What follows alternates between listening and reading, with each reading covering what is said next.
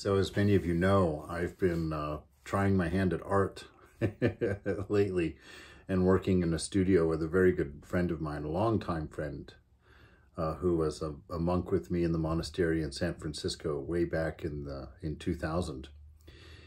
And I've been working in pottery and clay, in shaping things.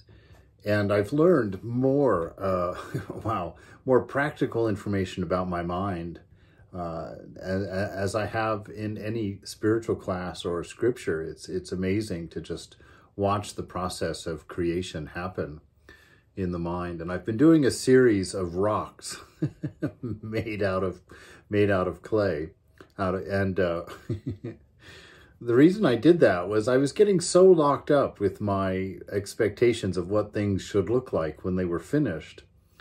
And the thing about a rock is there's no ideal for a rock. I mean, a rock is a rock. And I found that just creating a rock just opened up the creativity inside because there was no definition of what I was creating. And it really came in and of itself.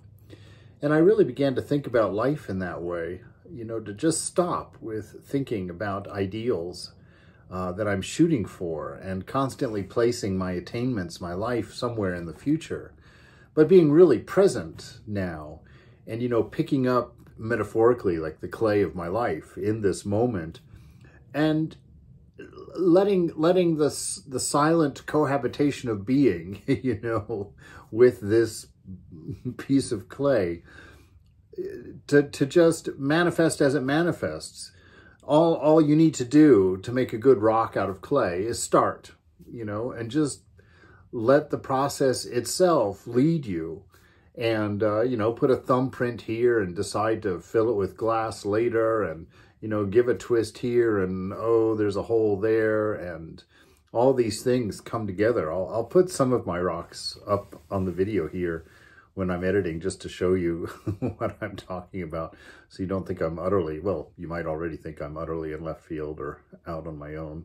But anyway, I think it's a great key to living, that being in the present means be free of expectation, be free of what should be or what is supposed to be, and try to be purely in the moment without all of that stuff that we hold inside that tells us what things ought to be or how they should be, or even what they are, without letting them tell us themselves in that silent space that we meet the moment with. You know, that pure mind, that open mind, that receptive mind, that can actually see things as they are and not as we expect them to be.